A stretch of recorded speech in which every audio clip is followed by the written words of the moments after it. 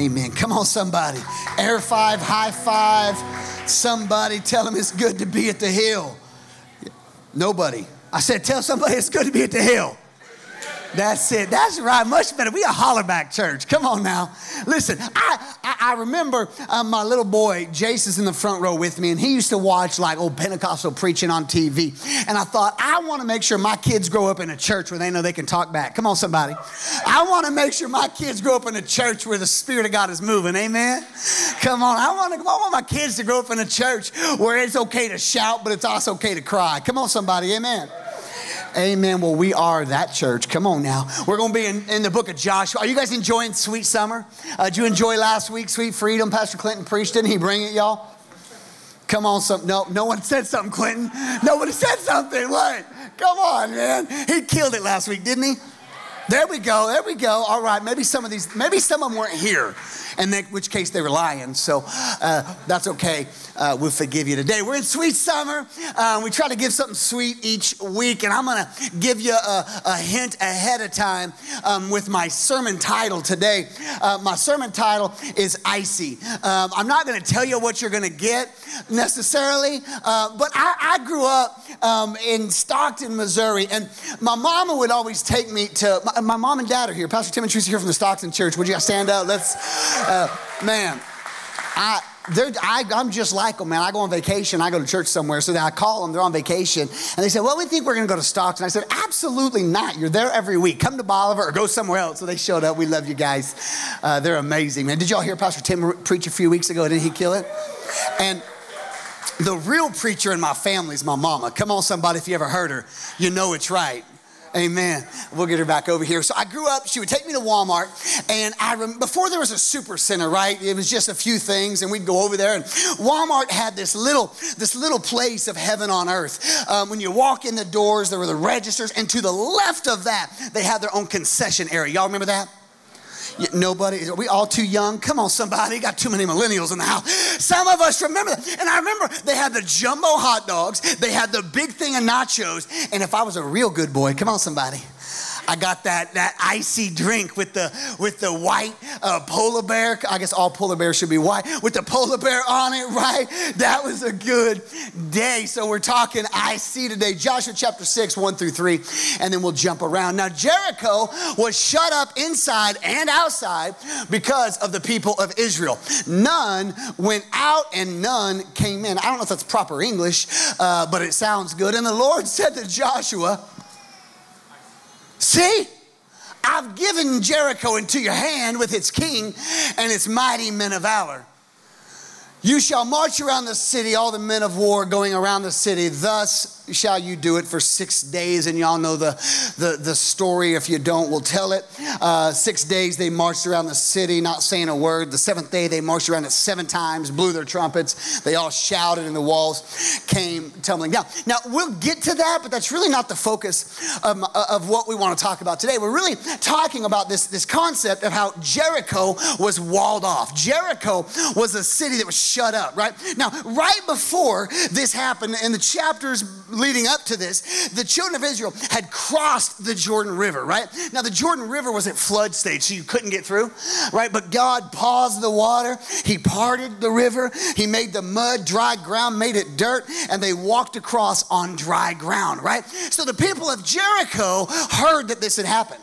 The people of Jericho had heard how the Hebrews had been like winning every battle they ever faced. The people of Jericho heard about Pharaoh and his chariots dying in the Red Sea. The people of Jericho heard about how whenever they were losing a war, they held Moses' arms up and they won the war, right? The people of Jericho had heard about the exploits of God, and they made this decision. They said, listen, we ain't letting anybody in. We ain't letting anybody out. They said, we're terrified of this small group of people, this small nomadic group of people called the Hebrews. We're terrified. It's interesting what the things that God had done to encourage Israel discouraged Jericho. I think it's crazy, right? Because they had done all these things and God had performed all these miracles. And the king of Jericho said, okay, we don't know what the next few weeks are going to look like. So listen, we're going to quarantine. Come on, somebody. We're going to stay put. No one go out. No one leave the city. Like we want to keep us all safe. We're going to quarantine for the next few weeks, and let's see what happens. I thought it was interesting that Jericho, they were totally confident in their walls. So Jericho was kind of built on a hill. And the reason they were successful in military is because they always had the high advantage. And as people would try to attack Jericho, they'd have to climb up the hill. And when they climbed up the hill, they were met with a wall that had never been penetrated. They were met with a wall that no military force had ever taken Jericho. Not only because they had to fight uphill, when they got to the top of the hill, they were met with this wall that no one could get in. Jericho in this moment said, we're going to trust in what we build. And I read that and my heart was convicted. I said, God, never let me trust in what I build. Come on, somebody. Never let me trust in my plan. Never let me trust in my wisdom. Because the truth is, I'm just a human guy, right? And I make a lot more mistakes than I do right decisions. Come on, somebody, right? Like, I got all these issues. And I'm like, Lord, help me to not get to a place where I trust in the bank account that I built. Help me not to get to a place that I trust in my wisdom and what I think is right. Help me to stay in this humble place that I say, whatever you want to build, I want to be a part of. Whatever you want to do, I want to be a part of. This last week, Pastor Megan and I, we celebrated 8 years as pastors of the Hill Church. Come on, somebody. Yeah, thank you. Thank you. I was just reminiscing about some of the stuff God had done. I was reminiscing about how you guys were there. Joe and Karen, who come here, they were there. And that's it in the room. Nobody else, none of you guys in the room were there when we first got here, right? And except for Jace, you were there. But nobody else, I don't think. And as I was reminiscing and remembering back, I remember this little church and a few people and how God began to honor. I remember back to a finance meeting. We had been pastors about 6 months and we had $18,000 in the bank. Glory to God. Some of y'all got triple that. Come on, somebody. That was what we ran our church on, and we took in $8,000 a month, which seems like a lot, but not if you're running a church. And I remember it was like that game. I don't gamble, so I don't know. Is it craps where if it goes red or black, or is it Russian roulette? That's not Russian roulette. I don't know what it is, but it's like every month it was like, is our finances going to be red or is it going to be black? We don't know. It's really fun. Come on, somebody. Like we didn't know if every month, God, are we going to pay our bills this month? But I was so young and naive. I was like, but it's okay if not, because we got $18,000 in the bank. Come on, somebody. You know what I'm saying? Come on. And I watched God do miracle after miracle. I remember the church began to grow and we needed to add some gravel. I remember thinking, that's $4,000. That's half of our monthly. We can't afford gravel. And someone wrote a check. Come on, somebody. I remember I was walking this lady. People started driving to the Hill Church from all over, an hour and more. They were coming. And we had this rule in our leaders that we never point people to kids' church. We should always walk them. So listen, if you have a kid and someone says there's kids' church, you let me know because I'm gonna whip somebody. Come on. Anyhow, so I'm walking this single mama with her 2 kids or whatever, all the way over to kids' church, and we're talking. I said, so where you from? And she said, well, I'm from Lake of the Ozarks. And I'm thinking to myself, why are you in Stockton? I said, so what are you in town for? And she goes, oh, we're just coming to church. And I thought, that doesn't make sense. So I thought to myself, okay, maybe she's on vacation. I thought, no, they got a bigger and better lake for that. I said, you got family in town? They said, no family. I went, oh. I'm perplexed. And I said, so why are you here? And she went, oh, because we like the church. And you know what I said? Very profoundly, and as a good leader, I said, why? I'd have kicked my own tail if I'd have heard myself say it now. I said, why?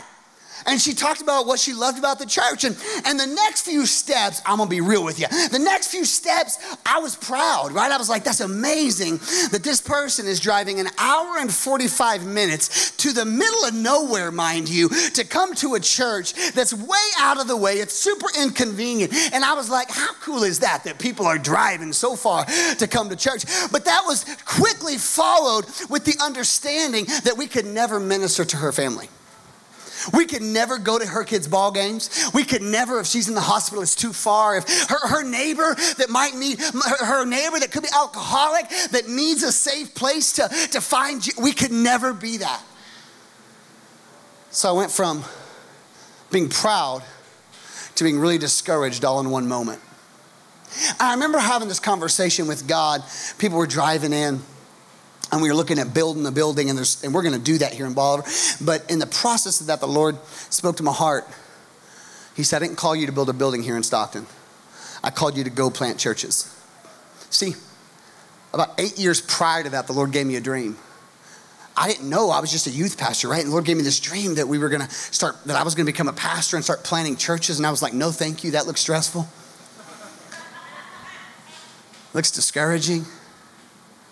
But I found myself pastoring, and I found myself realizing he's called us to plant a church and now Bolivar. And I remember thinking to myself, how? Like, I'm not even a good pastor. How am I going to plant? Come on, somebody. So I called JR, Pastor JR, our worship pastor here. He's my uncle.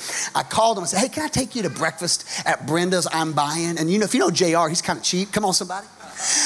He ain't here, but make sure you online, make sure you tell him I said it. Come on, somebody.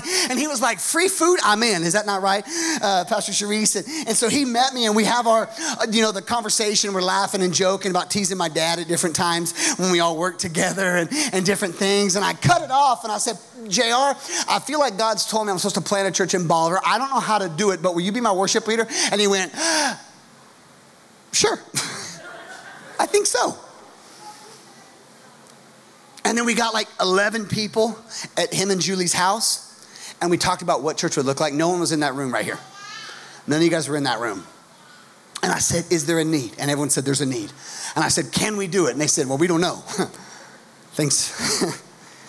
And I remember we rented the Well coffee shop. If you haven't been to the Well lately, go get some coffee at the Well. We rented the Well coffee shop when they were on the corner. And I said, we're going to hold service on Wednesday nights only. We're not going to have kids church. We're not going to have youth, not nursery. We're going to do a Wednesday night service and allow people to come to church, worship, and just heal. I said, I'm not preaching vision. I'm not going to tell what the Hills plan is. We're just literally going to have Jesus show up and let him move. And that's what we did. And God began to move. Some of you guys were in those services. I remember I was sitting, it may have been this exact table. I was sitting at a table preaching, right? Like I sit sometimes. And this mama and her son came running up on the stage in the middle of my preaching, not because it was good, not because he was trying to answer the altar call. He just trying to get away from his mama. Come on, somebody. And that little boy starts running circles around my table. And the mama starts chasing him. And she's like, I'm going to bust your you get over here right now. I swear I'm going to, oh my God, you better get up. And she's chasing him, right? And she's going after it. And I just keep on preaching, right? Finally, I reach down and I like underhook the little boy and I give him to his mama. I make a joke and we keep on preaching. Come on, somebody. Why? Because see, we're the church that's okay with people coming that don't know what church looks like. We want to be the church where people that didn't grow up in this can experience the goodness of God. We ain't trying to be the house where everybody can fit. Come on, somebody. We want to be the place where you're just, where the crowd is just a little misplaced at times. We're that church. We didn't scold her. We didn't say, now next time, put that kid on a leash. We said, honey, it's okay. You bring that kid to church. Come on. We're that church. God began to move, and it was time to plant a church on a Sunday, and Pastor Clinton and I had a big argument in the process of this. He's the planner. He's organized, him and Pastor Tim. They're like, no, we can't do that. There's not enough time to plan it. I'm like, we'll figure it out. I'm a bird hunter. Come on, somebody, we'll wing it. So it's time to launch on Sunday, and we're going to have kids' church, and we're going to have all the programs, and we rent this building. And he said, let's advertise. I said, no, we're not supposed to advertise. And he said, bro, we plant a church. People gots to know we here. He even said gots to, I don't know why. That sounds like him, doesn't it? I got the mic. And so he said, we gotta plan this thing out. We gotta let people know that we in Bolivar, man. God's moving. Then I said, we can't do it. I just don't feel like it's right. Well, in the process of that, we have to run one wire in the building we're renting. And I thought, let's call the city inspector. And Pastor Clinton goes, I don't think we need to. And I said, I think we do, because I don't want to start this thing out on the bad side of everybody in the city. So I said, let's call him. And the city inspector at the time came and looked at it, looked at our building. We had painted and been doing some stuff. And he's like, man, this is going to be awesome. What are your service times? And we talk about all that stuff. And he goes, this looks great. I'll write you something up, and you'll be ready to go. So he writes us up, and what we didn't know is he was writing us up. Come on, somebody. He writes, and he's like, you can't have church there because of these different legal things, and if you're going to, you have to put an obscene amount of money into the building. So we called the landlord, and we said, okay, we're gonna have to put a crazy amount of money, obscene amount of money in this, but we've, by the grace of God, Stockton Church has grown, and we have more than 18,000 in the bank now, and we're ready to launch this church, and I was talking to a pastor not too long ago. They launched churches, and I said, well, what do you spend when you launch a church? And he said, about $300,000. Do you remember what we launched Bolivar on? Come here. Say it. No, it wasn't even that much. Bolivar, come here. Do you remember? 14. Say it loud. 14,000 we had to launch Bolivar Church. And so we were broke. Come on. So, and I said, I don't know. And we go to the landlord, and we're like, okay, we've got to do all this stuff. We're going to increase the value of your building. It's going to be amazing. And we've been looking all over for a place to have church. It's the only thing we could find, right? We're painting. We're doing it all. I said, we're going to have to do this and this and this. And it's going to be expensive, but your building is going to be incredible. And the landlord graciously said, hey, I am willing to let you do that. I'm willing to let you pay for it. But he said, I'm going to have to double your rent. Or was it triple? Double your rent and triple your length. Now, what he didn't know was he was talking to Bo Norman, raised by Tim Norman, that married Sharice Norman. I am from the most frugal family on the planet. Come on, somebody. I was shopping for a truck a while ago. I found the best deal I could find in the country. I kid you not. And I argued over $6. Would you believe it? They gave me the $6. Come on, somebody. I said, we ain't doing that. And he goes, you ain't got to, but you got to go. So we launched the Hill Bolivar right there in that coffee shop. People started coming. There was, at one point, 25 people in the kitchen of the coffee shop, of the Well. There were people in the hall. We had a little nursery set up. The nursery was full of people, not with babies, just people peering in the doors. I would preach Stockton at 9 a.m. The 9 a.m. service. I would leave, drive to Bolivar, preach the 10 a.m. service. I would leave Bolivar, go back to Stockton and preach. I would walk in the back door of that coffee shop. I'd walk to the front. We'd preach. I'd walk right out. Pastor Clip would give an altar call. People would be changed. Before we launched it, the day before we launched on Sunday, 2 people heard the music of practice, walked in and gave their life to Jesus Christ. Come on. Look at your neighbor. Say, we're that church. We're that church. Come on, somebody. It was amazing.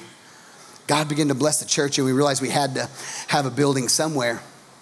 We weren't really for sure where we were going to go, and we found this place, and it was awesome. And God's been using it, and we've been growing. And then this guy, Pastor David Ward, gave us this word. He said, you're going to buy some land.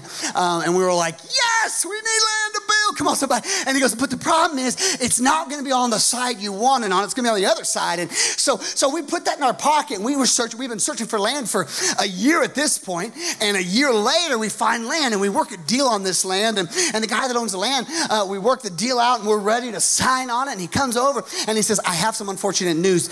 We've been working on it, but nothing was in writing, and I just sold that land for a whole bunch of money. I can't tell you what Clinton said. Just kidding. I'm having fun with you today. Come on. I got to be careful because he ends with the mic. So we're praying about it, and the guy that owns the land, he called us back, and he said, hey, I have some more land, but it's on the other side of the street. Which the Lord had already told us, you're going to get land, but it's going to be on the other side. And he goes, but I have to sell this land cheaper. Y'all laughed. I was like, glory to God, let's go. I was shouting, y'all. It was crazy, man. It was nuts. We bought the land. I've watched God do miracle after miracle after miracle. And I'm trying to come to this place in my life that I'm not trying to build what I want. I'm not trusting what I can do. I want to trust in what he can do. Come on, somebody. I've watched God use this little church, the Hill Church. I've watched God use us to send out other pastors to other churches that are unconnected. Worship leaders, we've sent missionaries, we've helped plant churches. I've watched God do incredible thing after incredible thing.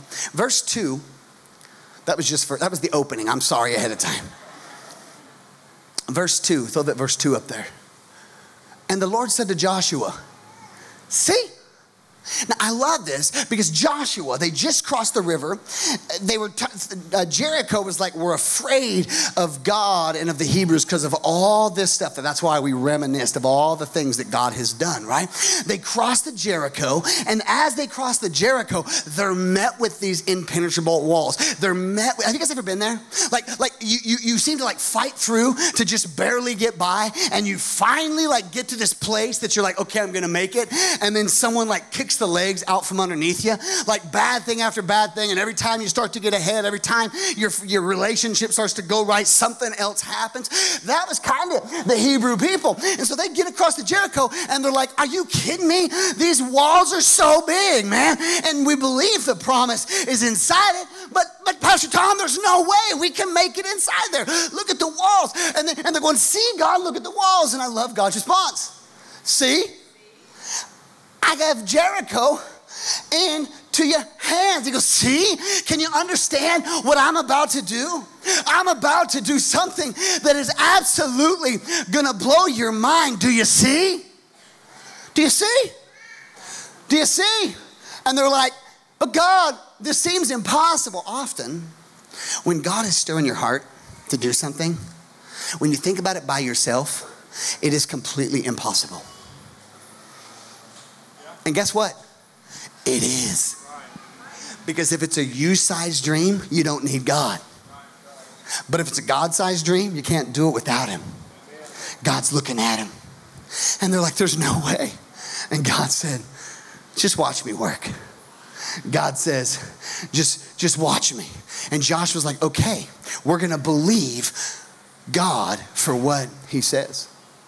God says, see?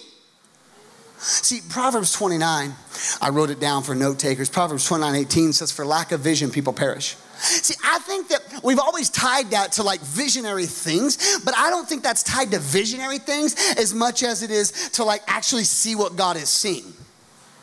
Because, and that can be visionary things, but God's not saying if you can't foresee the future. He's not saying if you can't dream about the future. He's saying the moment you quit seeing what I see for your family's going to start to struggle. The moment you quit seeing what I see for your business, your career, your relationship, whatever it is, the minute you quit seeing what I see, you'll start to come to a place that you start to struggle.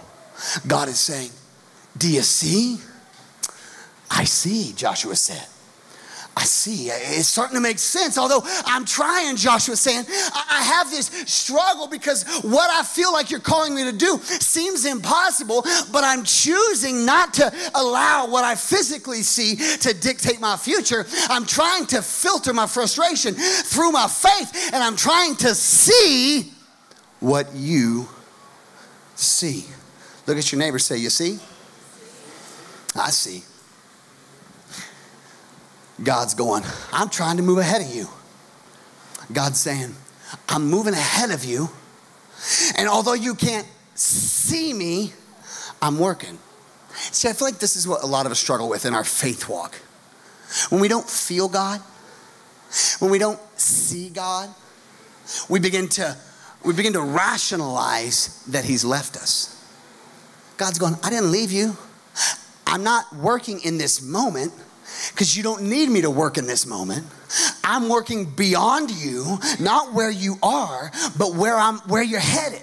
I'm not working, and he is, but I'm not here in this present trial because you've already went through it and you're in a season of rest. I'm moving ahead of you, trying to make a way ahead of you in a way where there seems to be no way. I'm trying to move ahead so that when you arrive, I've already given you the victory.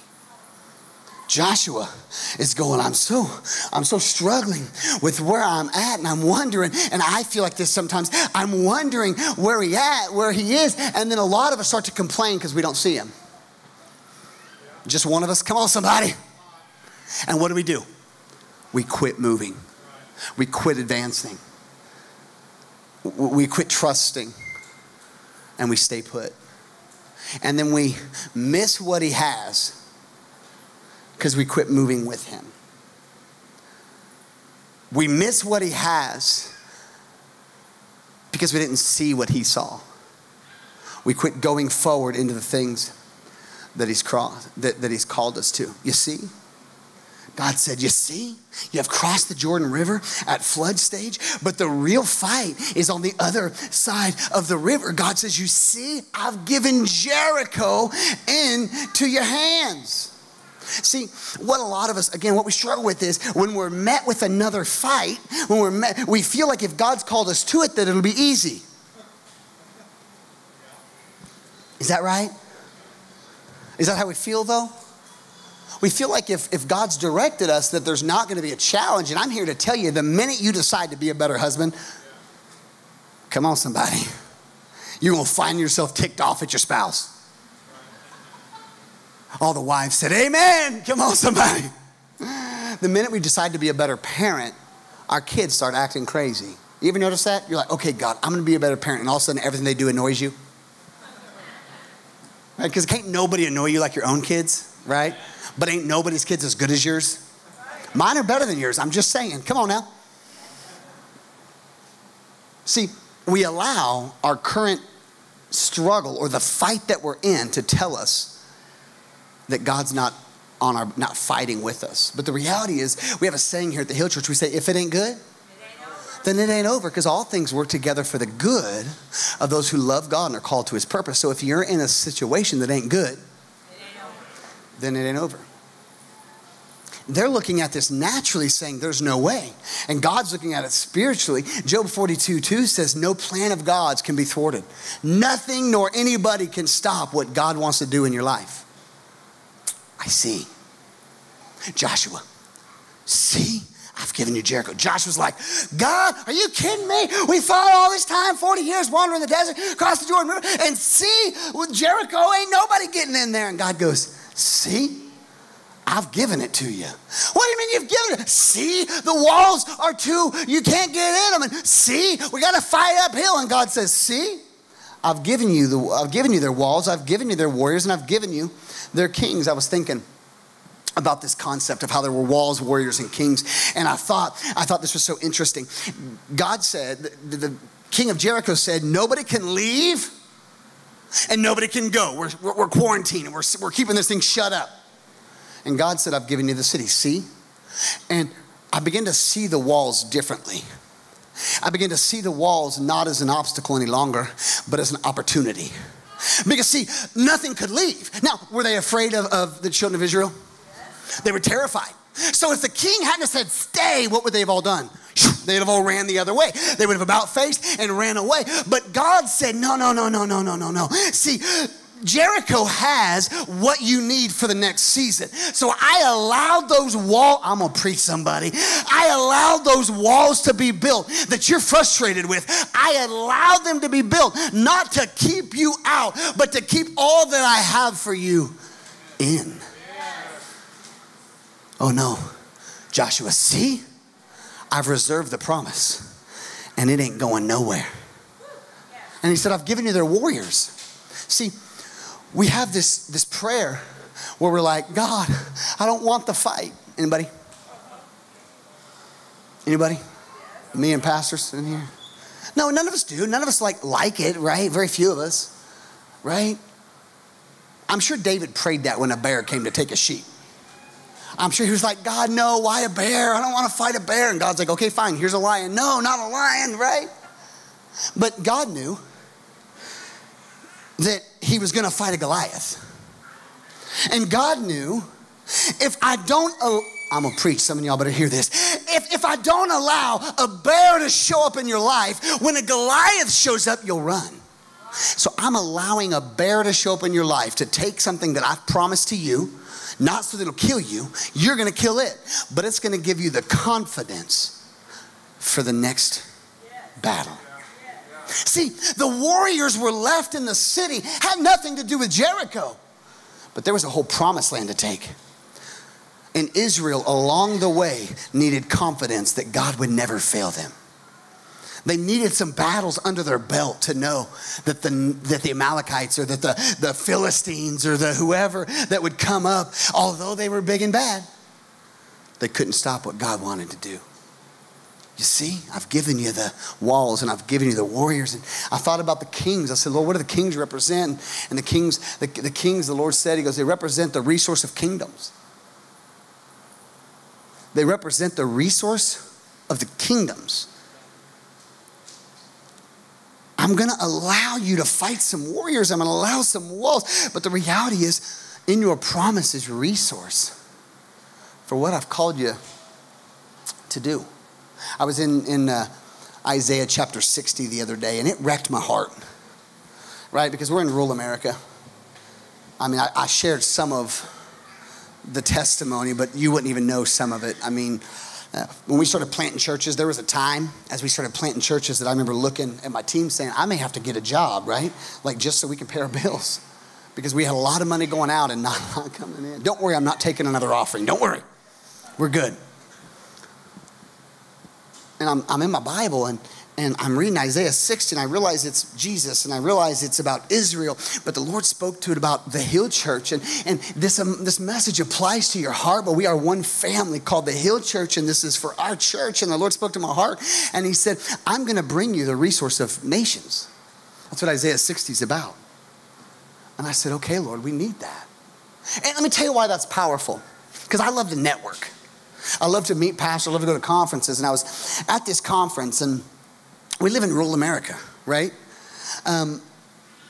We live in rural America, and not that I've never said that we won't plant in a large city, but our heart is typically to plant in cities that don't have life-giving things like this, right? Like a hill. And I'm at this conference, and this big church is hosting this awesome church, right? Is hosting this conference. I love this church. And they had this guest speaker in, and I don't know the guest speaker, but he comes from a bigger city with a bigger church and a bigger network, right? Big. And they were asking questions, and they said, okay, what's one piece of advice you want to leave every pastor in the room with? And the pastor from out of the state or out of wherever he was from said, I think I said it all. He goes, no, actually, I got one more thing. And they said, what? He goes, if you live in small towns, move to the big city, because that's where the future is. He said, you need to leave your cornfield. For us, it's a hayfield. Come on, somebody. You need to leave the hayfield and move to the big city, because that's where the future's at. This is what he said. He said, exact words. He said, save your shekels. Sell your stuff and move. And I thought, I want to meet this guy after and I'm going to punch him right in the face. Talk about my city like that. Come on, somebody. I'm a redneck now. Come on. I'm going to knock this. That's my thought. And the Lord said, keep your mouth. Shut up. I said, no, but God, he ticked me off. The Lord said, hush up. And then I had this revelation. I thought, you know what? He's right. I thought he's right. I wanted to stand up and say, everybody, if you're from a small town, sell your stuff, move to the big city, give me your building, and I'll plant a church in your town. Come on, somebody. Because I believe God can raise it up from in here or bring it in so that we can do everything he's called us to do. See, y'all don't know about Hannah and Riley, do you? They go to the Stockton church. I was duck hunting. I told you I'm a redneck. I was duck hunting with Riley, and we were on a boat, and he said, do you know my story? I said, I don't. He's quiet. That dude don't talk. And I said, no, I don't know your story at all. And He said, well, when we first come to the hill, my wife and I, we weren't married and we were sleeping together and we got pregnant. And in the process of that, we lost our baby. And she said, Riley, we have to find a church. And he said, I don't want to go to a church. They're all judgmental and cliquey and I don't want to go. And she said, we have to. And he said, I'll go, one condition. She said, what? He goes, we go to the Hill Church in Stockton. They're from El Dorado. She's like, I don't care as long as we go. He said, so we went. A mess. Since we came to the Hill Church, we got married. We had a baby. Had another baby. He said, we were barely getting by. I was low man on the totem pole. And for whatever reason, the city of El Dorado called me. I was low man for the city. And they said, hey, do you want to just run the entire city of El Dorado? All the maintenance. He said, yep. Like tripled his pay. Come on, somebody. And then they started businesses that are now being franchised. Come on, somebody. See, God will bring it in. But before I think he can even bring it in, he wants to give you an opportunity to be used. Come on, somebody. Come on, somebody. See, the problem that we face is in our process, we have to quit looking at what we don't have as the reason why we don't do. And we need to start looking at what we do have that could be a tool for God to use. I thought about Virgil McGinnis. When I met Virgil, he first got saved. He had 19 felonies. We're that church. He was in San Quentin prison for this guy had done some things to his friend's daughter. And Virgil tried to kill him. That's the gospel truth. Went to San Quentin. Virgil's one of my really good friends. He'd come to Jesus and had an experience with God. And that dude, again, God's favor, he got married. God's restored his life. He started a business. His business is thriving. That's the Hill Church, somebody. That's who we are. We have this challenge. When God's saying, I've given you Jericho, we say, but look at this is a problem.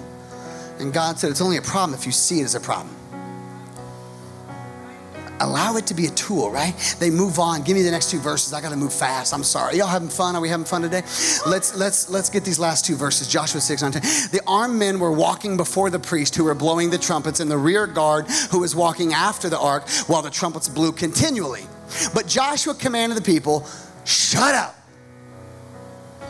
That's the Sharice Norman version when I was a teenager. Come on, somebody, anybody's mama. It's me as a dad. Shut your mouth. I'm working a deal here. Come on. Joshua said, here's the problem. We're gonna march around this city that God has given us. We're gonna march around this thing and God's promised it to us. But I'm afraid that as we march, you're gonna see the warriors in the windows and you're gonna see the walls that are too big and you're gonna start to talk yourself out of what I've called you to do. So shut your mouth and keep marching. Because see, 40 years before this, Joshua and Caleb went into the land with 10 other spies, and they come back and Joshua and Caleb said, oh, the land is ours. It's got milk and honey and grapes that are huge. But 10 other spies said, no. It's too big. The giants are too tough. We can't take it. And the Bible in Numbers chapter 14 says the 10 spies spread a bad report throughout all Israel. And no one of that generation got to go into the promise. Joshua, in this moment, had been here before. He said, I remember when I allowed gossip to take what God had given me. Come on, somebody. I thought about Joseph and how Joseph probably shared his dream a little too early. You need to share. Be careful who you share your dream with. Some people want to steal it. Come on, somebody. Some people are going to hate you for it. See, Joshua's looking at the crowd and he said, God's given us the city, but until we inhabit it, shut your mouth and keep marching because you'll allow gossip to detour you. So shut up and keep marching. You'll allow what you see, your your frustration to filter your faith and you'll miss it. So shut up and keep marching. You'll allow discouragement to make you mad at people that love you. So shut up and keep marching. You'll allow tiredness and weariness to be a thing that keeps you from moving forward and advancing in things in your life. So shut up and keep marching. You'll allow old failures and old struggles to keep you from advancing, because what if I fail again? Shut up and keep marching. The problem is so often we talk ourselves out of the very thing that God has called us to. So look at your neighbor and say, shut up and keep marching. I'm reading this and my heart is shaking, because 7 days of silence. Shut up and keep marching. But God, I failed before. I know, shut up. I don't want to hear about it. He loves us that much. And keep marching. But God, my marriage, I just don't know. I'm a failure. Shut up and keep marching. It's interesting that they were marching. It's really symbolic of this thing we call a faith walk. See, if you're looking for reasons to leave the army, if you're looking for reasons to leave what you're doing and what God's doing, and you start talking about it, you'll find co-signers. But maybe God's doing something and we got to shut up and keep marching. You ever heard a preacher from the pulpit say, shut up, welcome to the hill, and keep marching? It messed with me though when I read verse 9. I was thinking back. I was playing a lot of basketball. I was 24, 25. I'm 5'11". I'm not very fast, but luckily I can't jump very high. I don't shoot that well. I'm on the low block, and we're in a pretty competitive league, and Octavius gets the spot beside me. And our big guy, 6'11", he said, hey, ball, I'll take the low block. And I said, no, I got it. And Octavius, who they were recruiting to go play professional basketball, looked down at me because he's so much taller. He looked down and he said, you better give him that low block. And I looked up at him like the little pug. Come on, somebody looking at the pit bull. I said, I ain't afraid of you. He goes, it ain't about being afraid. It's just about facing reality. I said, I'll face reality if you get this rebound. At that point, I decided if I got to tackle him or pull his pants down. Come on, somebody. He ain't getting this rebound. He didn't know who he's messing with. So I box him out and I bang on him, man. I'm probably throwing ill. I'm banging on him. Watch out here. Banging on him, right? And the ball comes down, hits the ground. That was the end of it. The next week, they're the best team in the league. The next week, we're playing them again. I'm lacing my shoes and he walks in. The dude walks in the gym and starts talking trash. Oh, there's Bo, what you gonna do? He starts, we were friends, you know, but we mouth. And he's mouthing me. And I said, well, he said, I'm gonna do this and I'm gonna do that to you and I'm gonna beat you here. And he's talking all this trash. And I said, maybe, but you ain't gonna out-rebound me because that's all I got, because he's better, you know? And at that point, he encouraged all of his friends to make fun of me too. So you can talk all you want. I'm gonna shut up and keep marching. Y'all, your boy went off. I had like almost 40 on him. I couldn't miss. I shut him down. He had like 8 points and I had like 38. It was awesome. After the game, he went, good game, bro. See, in the moment, if I wasn't careful, I would allow what I feel to keep me from what I'm capable of. And that's how we are as husbands and wives and parents and business. And that's how we are as ministry people. And all of you are ministry people, but not all are vocationally ministry people. All of you are called in some form or capacity in your life. But we allow what we feel to keep us away from what we're capable of. Shut up and keep marching. I read verse 8, 9. And it says, the armed men walking before the priest who... Did you see that? What's that say? Yeah. Blowing the trumpets. The trumpets. I said, wait a minute, that's wrong. I said, God, that's wrong. Because my whole life, I was taught, they don't say a word, nothing happens till the seventh day. And I read that, I thought, well, turns out I'm wrong. I thought as they're marching, they're blowing the trumpets before them and they're blowing the trumpets behind them.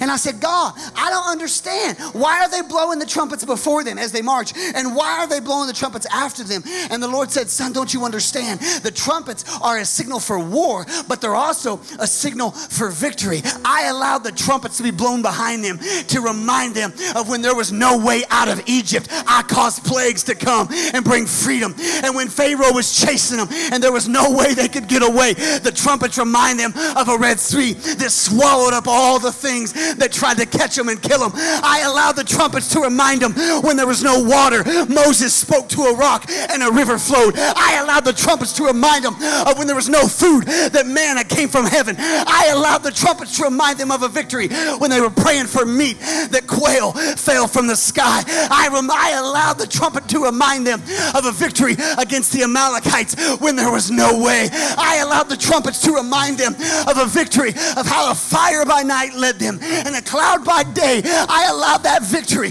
that trumpet, to be a signal or a sign of how every time they faced something, I brought victory, I brought peace, I brought hope, I brought joy. Every time they struggled, I made them the head and not the tail. Every time they were scared, I brought faith, I brought confidence. They were blessed coming and they were blessed going. Come on, somebody. They were above and not beneath. Every time they faced something, I allowed my trumpet of victory to remind them. And when they crossed the Jordan River, victory was behind them. I reminded them of all the victorious things I've done. And as they heard that trumpet behind them, they looked forward. And what they heard was victory leading the way. See, we come to this place where we say Jericho's too big, and we look back and we remember how he was good, right? And then we're dancing on the rising sun. See, as I look back and I remember the God that saved me at 18, and I remember the God that saved me at 26. Come on, somebody. And I remember the God that spiritually saved me as a little boy. As I look back and I realize he's never let me down, I look ahead and I look at impossible Jericho and I say, oh, you're mine. Come on, somebody. Come on, somebody. Do you see it? He's looking at Joshua. He says, do you see it? It's interesting. They blew the trumpets and the walls fell in or out. Literally, the walls fell. If this was the walls fell. And as they fell whole and created a ramp into the city of Jericho. That's interesting, isn't it? The very thing that they said, this is an obstacle, God said, it's your opportunity. I thought it was interesting. Their prayer was remove the walls.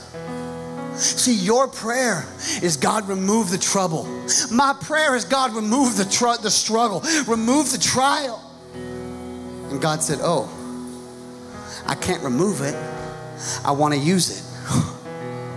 David in Psalm 27 talks about this struggle that this army is fighting him, and he's like, I'm dealing with fear, but I'm not going to be afraid, and even if it gets to my house, I'm trusting God, right? And he goes on in verse 4 and he says this amazing thing. He goes, the one thing I ask of God in the midst when hell is breaking out, when my wife and I are fighting, when things can't get worse, and I'm crying out to God, my prayer is not God fix them. My prayer is not God remove them or remove this thing, right? He said, my prayer first of all is that I want to be found in your presence, because in your presence is direction, right? And he goes on in verse 5, and we're going to move fast. And he says, because when it comes, you're so faithful to give me direction and to heal me and to conceal me and to bring me direction and hope. And in verse 6, it's so good in verse 6, he says, and in that moment, I'm confident because I remember of all the things you've done in my life. And I remember that you didn't let me down then, and you're not going to let me down in the future. And verse 7, he says, I got a prayer. And verse 8 is what he asked and the answer. And he said, my heart heard you say, come and talk with me. And my heart responds, Lord, I'm coming. Paraphrasing this all in a quick second, when all hell was breaking out against David's life, his prayer was not, get me out. It was, draw me in. It was not remove the walls. It was use the walls. Come on, somebody. It was not remove the warriors. It was use the warriors. It was not remove the trouble. It was use. I'm by myself today. It was not remove the trial. It was use it for a triumph. It was not remove the struggle. Lord, use the struggle so that I can become above and not. He said he never prayed, get me out. His prayer was in the midst of my hell. Draw me in. Because that's where I find life. That's where I find hope. Would you bow your heads all over the place? Pastor Clinton's going to come and close this thing out. I just want to say this thing. Maybe you're watching online. Do you see it? I see it. God's saying, do you see it? I'm responding, I see it now. Don't remove it, use it. Both Jericho and Israel misunderstood the walls. The walls that Jericho built maybe decades and even centuries before was never meant to keep Israel out. It was always meant to keep the resource of Jericho in. Do you see it? The thing that you feel like every time you get close, it's taken away. God's saying, no, keep dreaming. I'm reserving it for you. I can bring the resource. We're hoping to plant a bunch of churches, man. We're going to build a great building here in Bolivar to act as a central point to resource the nations. Come on, somebody. And I say, God, how? And he says, I'll raise them up or I'll bring it in. Do you see it? See, in Proverbs chapter 13:22, the word says this, that the wealth of the wicked is stored up for the sake of the righteous. He said, Joshua, do you see? That resource was always for you to take the land.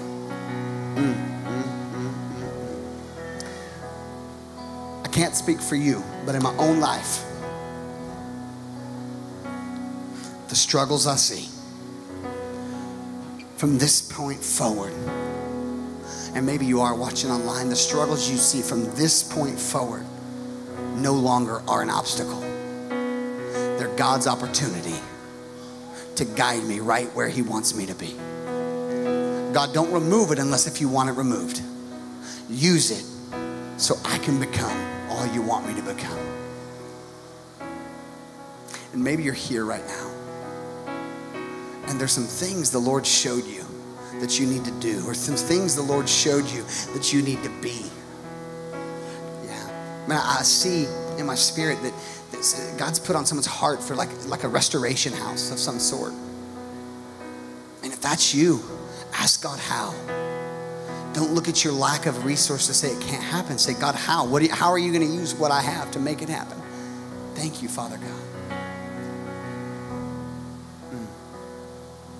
In this moment, victory's behind me and victory's before me. And I'm choosing to focus on you.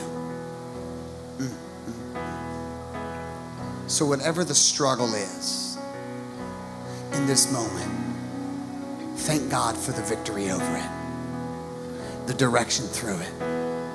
Thank God that He's never let you down before, and he ain't going to in the future. In this season, that maybe it's a fight. Thank God this fight ain't about this season. It's about the next one. And that if he's allowing you to face this fight, he's already paid the price for you to live in victory. God, I thank you for the walls because they're holding what is mine. I thank you for the warriors, the fight that I'm fighting, because it's making me better for the future. You'll use it. God, I thank you for the kings, the stuff that's bigger than me, because it's the resource for my future. God, I thank you for it. In Jesus' name I pray.